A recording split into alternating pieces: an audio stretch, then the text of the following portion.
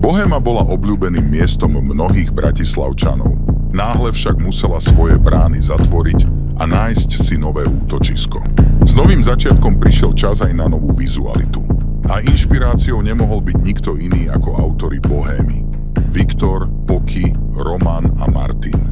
Veľmi rýchlo sme pochopili, že chalani sú pankáči a majstri dočasných riešení.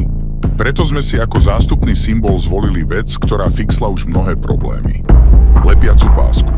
A tak sa stará vizualita mohla pobrať na večný spánok a naša hra s páskami mohla začať. Come on. Ako prvé vzniklo logo. Pokračovali sme vytvorením fontu, ktorý sme následne používali vo všetkých výstupoch. Písali sme ním v priestoroch baru. Come on. Aj na sociálnych sieťach.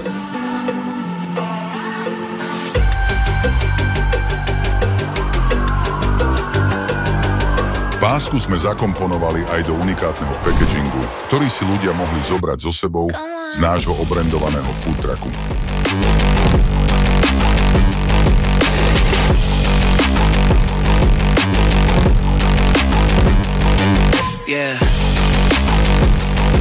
Páska ďalej plnila svoj účel naplno a fixovala jeden problém za druhým. Od roztrhaných gaučov cez prasknuté sklo až po rozlišovanie toaliet. A tak sme zo symbolu dočasných riešení urobili dlhodobý brand.